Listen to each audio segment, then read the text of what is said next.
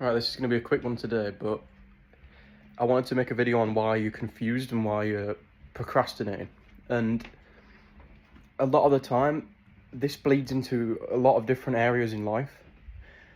So the big one that I would point out is when I was in the gym, and I'd find myself going to the gym and I'd be like questioning, should I have taken a rest day today? And it became such a big thing in my head where you'd get stuck in this like thought loop where you'd be like really questioning it, like, was it worth training today? And by the end of the session, it didn't even matter. But what it would do is it would completely divert your attention away from what you were trying to do. And the same can be said with coding. So for instance, if there's a specific course that you're trying to get through to learn a programming language, I've been bad for this with C#, and I'd keep telling myself that I'm just gonna lock in and I'm gonna learn this entire course. Go through the entire course. And what kept happening is I'd jump off and I'd go like, I'm going to try learn React.js. And I'd keep finding an excuse to pivot from, and this was more subconscious as well. It's not something that I was aware of at the time, but it would be like an excuse to stop doing the task. And I think your brain creates excuses when you haven't clearly defined the goal of what you want. What do you actually want to achieve? So for instance, in the gym, I hadn't properly clearly defined a goal. So for me, it was I want to lift 100 kilos. And what I kept doing is I kept pivoting from that because I knew I wanted that, if you know what I mean, but I hadn't clearly told myself that I need to, for instance, like, if you don't define the goal properly enough, you can know what you want deep down, but if you don't sort of bring it into real life, if you don't put it in words, then I feel like it creates a lot of confusion, and that confusion leads to you procrastinating all the time because you can see that not everything you're doing is necessarily working in favor of this goal that you actually want, but you've not actually clearly said, like, this is what I want. So when you have these feelings, like this intuition that tells you, like, hang on a minute, what am I doing here? You ignore it because you're just being daft because you haven't clearly stated, I want this. You know that you want it deep down, you can feel it, and it will create a lot of like kind of anxiety where it's like you feel this, should I be doing this? And because you haven't like been able to plan in advance, because you haven't stated that I want said thing, you'll keep spinning your wheels. Number one, you'll find that you don't achieve the goal because you keep deviating. Like, there'll be something that you really want, whether that be a certain level of fitness. You might want to run a certain distance. You might want to lift a certain amount of weight. You might want to learn a programming language, or, I don't know, understand object-oriented programming, for instance. There's tons of different things, and you'll tell yourself, I'm going to lock down and I'm going to do this. I'm going to lock down and I'm going to do this. But it'll be so fleeting. You'll keep doing it all of the time that you don't get the ability to make much progress because you just keep jumping from goalpost to goalpost. It's a good example of shiny object syndrome, where you just keep finding these, shiny new goals that I want this. And you just keep bringing your progress back to number one. You need to define a goal, and then you just need to work at it until you actually achieve what you want. It's as simple as that. If you keep flitting around, you just keep resetting the progress. And this is about a concept that I haven't made up myself, but it's referred to as micro and macro focus. And so you can go, I bring a lot of gym analogies because it's easier for me to visualize it like that. And then I bring it into other areas of my life. But say, for instance, you wanted that weight goal or whatever. You go to the gym, and the micro focus is going to be, obviously, you're going to train with good form, You're going to choose a weight that's reasonable but pushes yourself each time.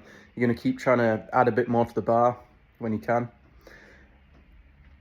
That's the micro focus, right? But you can get distracted from the macro focus, the macro which you should be focusing on, which is the actual defined goal in the long term. So, for instance, if it's the 100 kilos, then a good example is if you go and every single set that you do, you're trying to push the absolute extreme.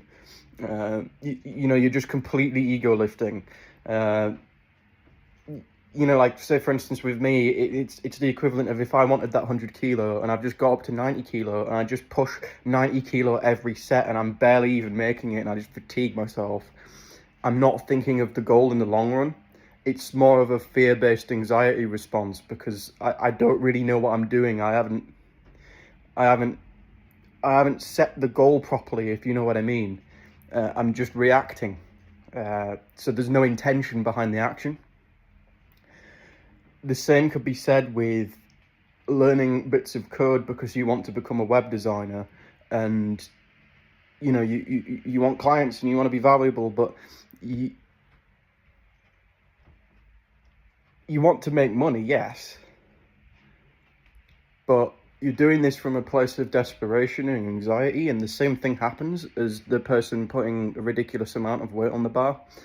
It's only when you realize that you're spinning your wheels out of anxiety that you're able to step back and say, like, right, I need to clearly define what I'm actually doing. You need a plan. So for me, this kind of manifested as trying to learn ASP.NET with C#, which I should have locked in on a lot more sooner. But then flitting between, but people use these JavaScript frameworks. And, I just kept trying to force learning React, but also learning the Microsoft framework. And I believe you can use the two together, but it was like the learning that I was doing was so disjointed. It'd feel like no matter how much you tried to learn, you couldn't really cram it into your brain because it all just went to mush. And it all sort of didn't sink in properly. And a big belief that I have is you didn't learn English from reading the dictionary.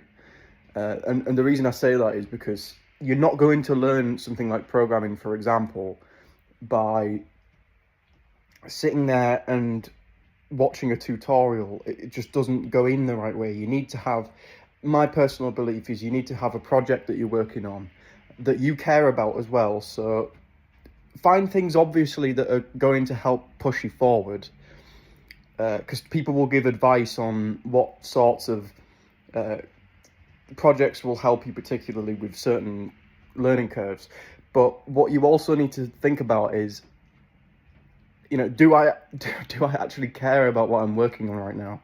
And that's actually going to be, it's a good bit of advice I'd give, where just find things that you actually want to build, problems that you want to solve, even just for yourself, to start off with, and just work on them. And I promise you, it'll feel like 90% less work. Like you'll actually get invested. You won't have problems trying to stick to what you're doing. And because you're defining the goal clearly, like I want to build a application, everything will you'll understand if you try this, everything will just come together a lot more because you actually have an understanding of the end goal that you're trying to achieve. If you just follow a tutorial, you haven't seen the end of the video first.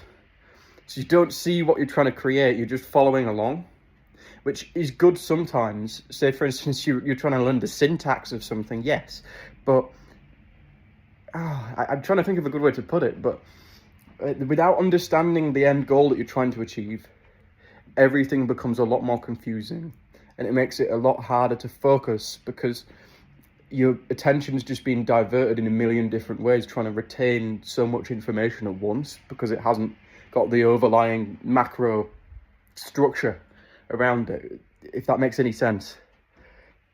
You don't actually properly know what you're doing. You're just piecing bits of information together to try and get an understanding.